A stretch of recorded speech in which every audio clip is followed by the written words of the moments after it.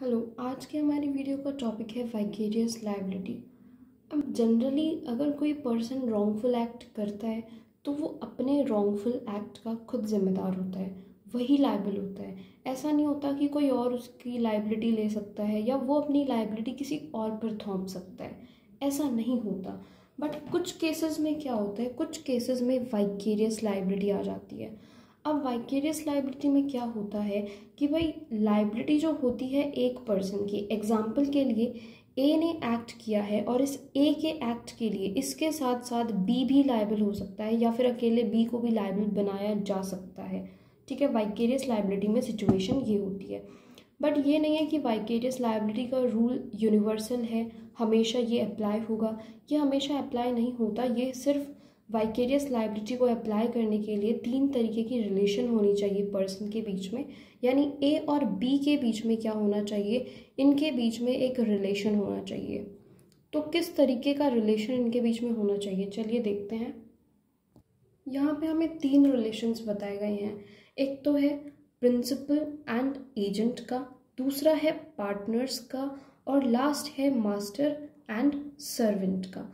अब इन्हें हम डिटेल में देखते हैं। इन्होंने क्या कहा, अगर हम फर्स्ट पॉइंट को देखें तो फर्स्ट पॉइंट में इन्होंने कहा liability of the principal for the tort of his agent. भाई ये प्रिंसिपल है, लगा लीजिए। प्रिंसिपल जो है वो अपने एजेंट ने जो भी टॉर्ट कमिट किया है अपने ड्यूटी के टाइम पर, उन सब के लिए प्रिंसिपल को भी लायबल बना सकते हैं, पहली चीज़। दूसरी चीज़ कही कि partners of each others tort. इन्होंने कहा एग्जाम्पल, ये ए पार्टनर है बी का, दोनों एक ही फर्म में पार्टनर्स हैं। अब ए अगर कोई भी टॉर्ट कमिट कर दे अपने ऑर्डिनरी कोर्स ऑफ बिजनेस में, तो उसके टॉर्ट के लिए बी भी सिमिलरली लायबल होगा।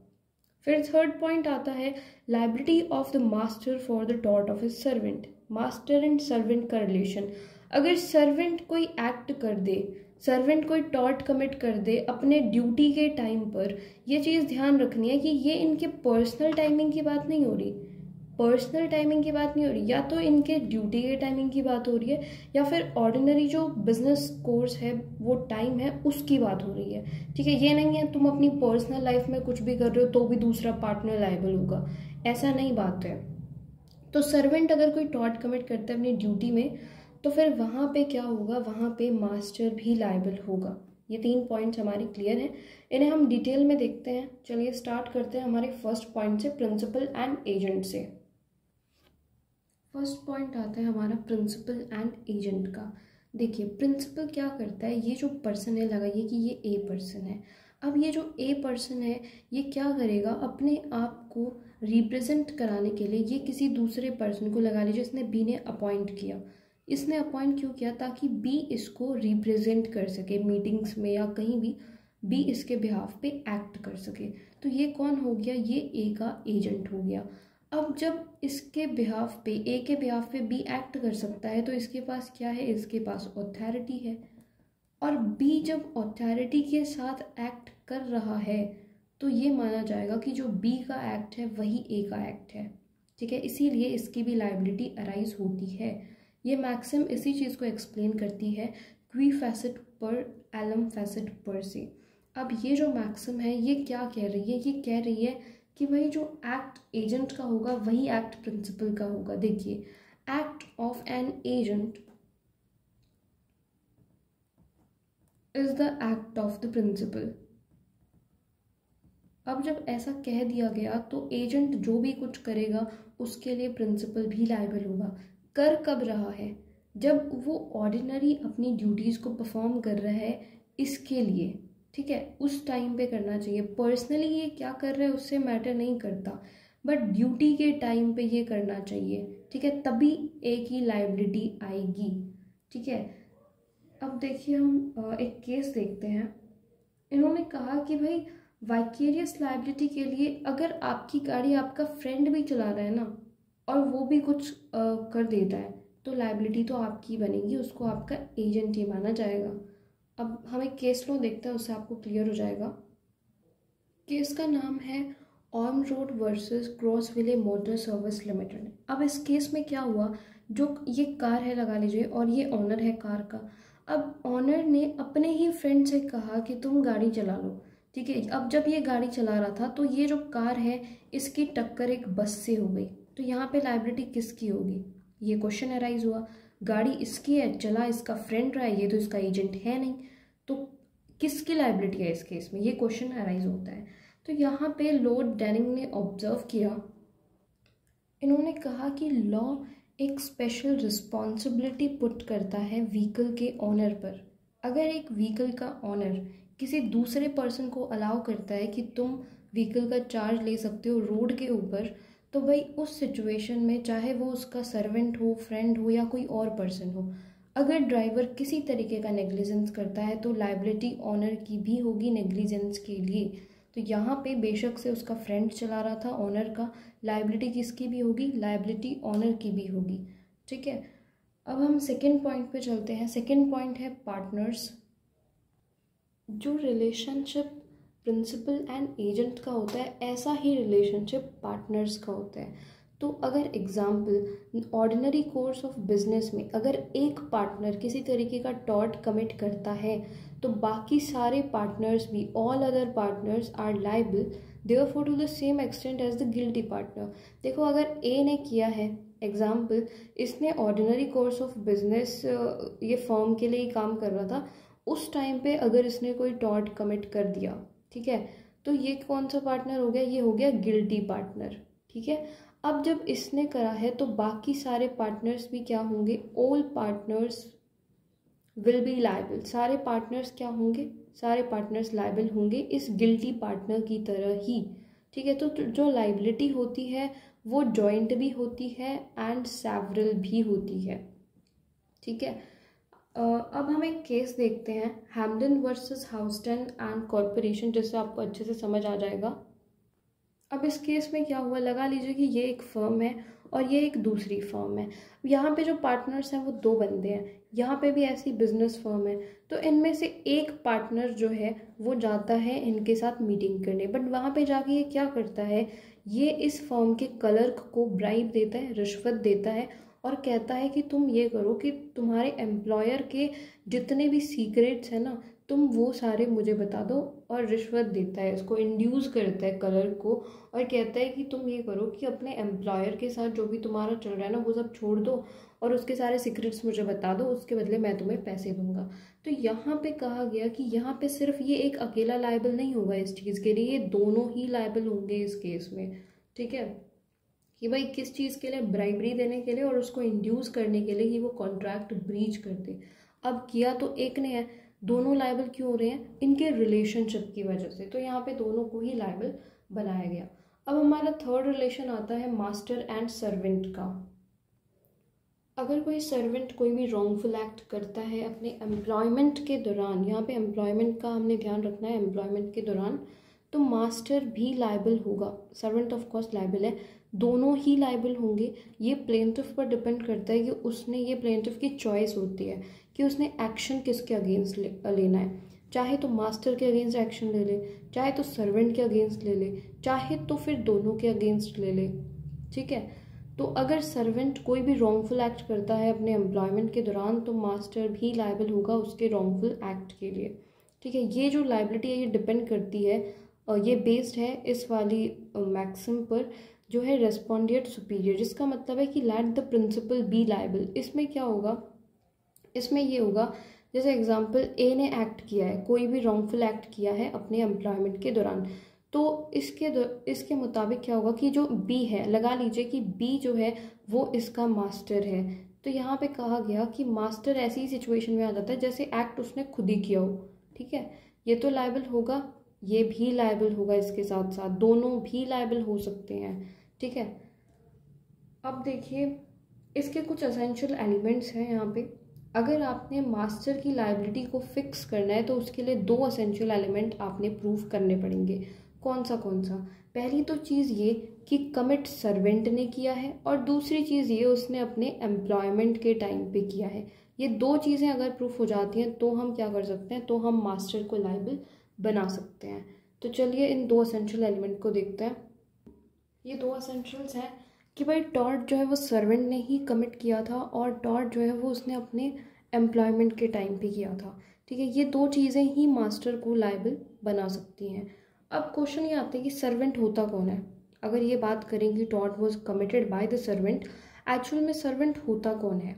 तो सर्वेंट एक ऐसा पर्सन होता है जिसे एम्प्लॉय किया जाता है।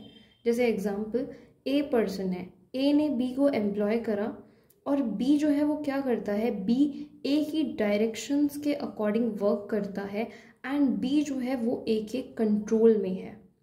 ठीक है, अब यहाँ पे जनरल रूल जो होता है वो ये होता है कि मास्टर लायबल होता है अपने सर्वेंट के टॉर्ट के लिए, बट वो लायबल नहीं होता मास्टर इंडिपेंडेंट कॉन्ट्रैक्टर के एक्ट के लिए, कभी भी लायबल नहीं होता, क्योंकि सर्वेंट और independent contractor, servant and independent contractor जो होते हैं ना, ये दोनों अपने आप में अलग चीज़ें होती हैं। तो चलिए एक बार इन्हें समझते हैं कि सर्वेंट कैसे अलग है और इंडिपेंडेंट कॉन्ट्रैक्टर कैसे अलग है। देखिए, जो सर्वेंट होता है वो अपने एम्प्लॉयर के कंट्रोल में होता है, उसी के सुपरविज़न के अकॉर्डिंग वो काम करता है, उसी से पूछता है कि भाई किस मैनर में काम करना है, क्या करना है। ठीक है, जबकि इंडिपेंडेंट कॉन्ट्रैक्टर किसी भी तरीके से कंट्रोल में नहीं होता है किसी के में भी, वो अपने अकॉर्डिंग एक्ट करता है। अच्छा सा एग्जाम्पल देखते हैं। देखिए, आपके पास एक कार है, ठीक है, उस कार का एक ड्राइवर है। अब ये जो कार है आपका ड्राइवर ही चलाता है, ऑनर कौन हो गए, आप हो गए। अगर यहाँ पे आपने अपने ड्राइवर से कहा कि ऑफिस चलो, ठीक है, अब आप ऑफिस जा रहे थे, आपके ड्राइवर के नेग्लिजेंट की वजह से एक्स को हिट हो गया, ठीक है, तो यहाँ पे लाइबिलिटी सिर्फ इसकी नहीं होगी, आपकी भी होगी। ठीक है, क्योंकि वो आपके अंडर, आपके कंट्रोल में काम करता है। यहाँ पे लगाओ कि आपने एक टैक्सी ली, ठीक है, और टैक्सी ड्राइवर ने किसी वाई नाम के पर्सन को हिट कर दिया, तो यहाँ पे क्या है, क्या ये आपके कंट्रोल में है? नहीं है, आप तो बस रेंट दोगे और उतर जाओगे। ठीक है, तो ये आपके कंट्रोल में नहीं है, आपके सुपरविजन में नहीं है ये पर्सन। ठीक है, तो यहाँ पे जो ये इसने हिट किया है ये खुद लायबल होगा, क्योंकि ये एक इंडिपेंडेंट कॉन्ट्रैक्टर है। ठीक है, आई होप आपको समझ आया होगा। चलिए नेक्स्ट पॉइंट देखते हैं। अब पॉइंट आता है liability of the employer for the acts of an independent contractor. अब जनरल रूल तो ये कहता है भाई मास्टर जो है वो सिर्फ अपने सर्वेंट के लिए लायबल होता है, जो सर्वेंट टॉर्ट कमिट करता है ये इंडिपेंडेंट कॉन्ट्रैक्टर के टॉर्ट्स के लिए लायबल नहीं होता। पर एक क्वेश्चन आता है, liability of vehicle honours. Example लगाओ कि आप एक पर्सन हो, आपकी गाड़ी खराब हो गई, आप एक मैकेनिक को देके आ गए। अब मैकेनिक टेस्ट ड्राइव के लिए जा रहा था और वहाँ पे उसने किसी पर्सन को हिट कर दिया। यहाँ पे अब गाड़ी तो आपकी है, आप मैकेनिक के पास देके आए हो, अब क्या होगा, क्या आपकी लायबिलिटी बनेगी या नहीं बनेगी? तो चलिए एक बार एक केस देखते हैं। देखिए, हमारे पास बहुत सारे केसेस हमें देखने को मिलते हैं कि बहुत सारे एक्सीडेंट जो है वो मैकेनिक या रिपेयर करने वाले या फिर जो वर्कशॉप के जो ऑनर्स होते हैं, जब वो टेस्ट ड्राइव पे लेके जाते हैं ना व्हीकल को, तब हो जाते हैं। तो ऐसी सिचुएशन में क्वेश्चन आता है कि लायबिलिटी किसकी बनेगी, व्हीकल के ऑनर की, मैकेनिक की, या फिर दोनों की, किसकी लायबिलिटी बनेगी? तो चलिए हम देखते हैं। यहाँ पे जो ये देविंदर सिंह हैं, इन्होंने क्या किया, इन्होंने अपना ट्रक जो है वो मैकेनिक को दे दिया रिपेयर करने के लिए। अब जो मैकेनिक था वो टेस्ट ड्राइव के लिए गया था और ये जो मंगल सिंह था ये साइकिलिस्ट था, साइकिल चला रहा था। अब टेस्ट ड्राइव के दौरान यहाँ पे साइकिलिस्ट को इंजरीज आ गई, हिट कर दिया, एक्सीडेंट हो गया, किसकी वजह से, मैकेनिक की वजह से। तो यहाँ पे मंगल सिंह ने केस कर दिया देविंदर सिंह पर, क्योंकि ये ओनर था। तो यहाँ पे हेल्ड किया गया क्योंकि मैकेनिक जो था वो एक इंडिपेंडेंट कॉन्ट्रैक्टर था, इसीलिए देविंदर सिंह इसके नेग्लिजेंस के लिए लायबल नहीं हो सकता, ये अपने नेग्लिजेंस के लिए खुद लायबल होगा। अगर इंडिपेंडेंट कॉन्ट्रैक्टर कोई एक्ट करता है तो उस सिचुएशन में हम व्हीकल के ऑनर को लायबल नहीं बना सकते। ठीक है, आई होप आपको ये समझ आया होगा। एक पॉइंट और देखते हैं। पॉइंट ये है कि landing a servant to another person. Example, ये ए पर्सन है, इसका सर्वेंट है एक्स नाम का। अब ए के कोई फ्रेंड है जिसे सर्वेंट की ज़रूरत होती है, तो ए क्या करता है, ए अपने इस एक्स सर्वेंट को बी के पास भेज देता है कि भाई तुम बी का काम करो। अब ऐसी सिचुएशन में अगर एक्स से कोई टॉर्ट कमिट हो जाए, कोई नेग्लिजेंस हो जाए या कुछ भी हो जाए, तो कौन लायबल होगा? बी लायबल होगा, ए लायबल होगा, दोनों लायबल होंगे? क्या सिचुएशन होगी यहाँ पे? तो इस क्वेश्चन का आंसर जो है वो कुछ कंसिडरेशंस पर डिपेंड करता है। कंसिडरेशन क्या है? कंसिडरेशन जो फर्स्ट कंसिडरेशन है वो ये है कि भाई दोनों मास्टर्स में से किसके पास अथॉरिटी थी कि वो सर्वेंट को ये बताए कि सर्वेंट को क्या करना है और किस वे में करना है। ठीक है, जिस पर्सन के पास ये अथॉरिटी थी ये बताने की, वही पर्सन लायबल होगा यहाँ पर उसके टॉर्ट के लिए। एक एग्जाम्पल देखते हैं। केस देखिए, केस है हल वर्सेस लीस। अब यहाँ पे क्या होता है, जो डिफेंडेंट होता है ना, डिफेंडेंट जो है वो एक एसोसिएशन है। इन लोगों का क्या काम है, ये क्वालिफाइड नर्सेज जो है वो सिक पर्सन्स को सप्लाई करते हैं। जो बीमार हो गए उनकी देखभाल के लिए ये क्या करते हैं, सिक पर्सन्स को नर्सेज सप्लाई करते हैं। अब क्या हुआ कि 2 नर्स जो है वो सप्लाई करी गई यहाँ पे जो पर्सन प्लेंटिफ है उसको। अब यहाँ पे क्या था कि प्लेंटिफ को खुद ही तो उन्हें पे करना था, प्लेंटिफ ने ही उनको डायरेक्ट करना था दोनों नर्सेज को कि उन्होंने क्या करना है। अब क्या हुआ कि नर्सेज की नेग्लिजेंस की वजह से एक हॉट वाटर बॉटल थी, जिसकी वजह से, मतलब नेग्लिजेंस था, इन नर्सेज ने कोई नेग्लिजेंट एक्ट करा जिसकी वजह से ये जो हॉट वाटर बॉटल थी ये काफ़ी ज़्यादा गर्म थी और ये प्लेंटिफ की बॉडी के कांटेक्ट में आई और प्लेंटिफ की बॉडी जल गई। तो अब यहाँ पे एक्शन लिया उन्होंने इस एसोसिएशन के अगेंस्ट, प्लेंटिफ ने एसोसिएशन के अगेंस्ट एक्शन लिया और कहा कि अब तुम भी लायबल हो, एसोसिएशन को भी लायबल बनाने को कहा इन्होंने इन 2 नर्सेज के नेग्लिजेंट के लिए। तो यहाँ पे कोर्ट ने हेल्ड किया कि भाई देखिए, डिफेंडेंट जो है वो सिर्फ सप्लाई करते थे, आप ही उनको ये बता रहे थे कि उन्होंने क्या करना है, काम कैसे करना है, आप ही उनको पेमेंट दे रहे थे। यहाँ पे डिफेंडेंट इस नेग्लिजेंस के लिए वाइकेरियसली लायबल नहीं होंगे। ठीक है, अब एक और पॉइंट आता है, फ्रॉड ऑफ सर्वेंट। अगर सर्वेंट कोई फ्रॉड कर दे थर्ड पार्टी के साथ तो क्या होगा? अगर सर्वेंट अपने ड्यूटी के टाइम पे कोई फ्रॉड कमिट कर देता है तो मास्टर उसके लिए लायबल होगा। उसी तरह जो ऑनर होता है, जो मास्टर होता है, वो अपने सर्वेंट की मिस्टेक के लिए भी लायबल होगा और हर नेग्लिजेंट के लिए भी लायबल होगा। बट 2 ही चीज़ें ध्यान में रखनी है कि सर्वेंट ने वो किया हो, और दूसरी चीज़, पहली चीज़ तो सर्वेंट ने कमिट करा है और दूसरी चीज़ कि भाई वो एम्प्लॉयमेंट के टाइम पे करा है। ये 2 चीज़ें होनी चाहिए। मिस्टेक, नेग्लिजेंट, फ्रॉड, इन सब के लिए क्या होगा, मास्टर जो है वो लायबल होगा अपने सर्वेंट के टॉर्ट्स के लिए। तो चलिए आज की वीडियो यहीं पे ख़त्म होती है। Thanks for watching.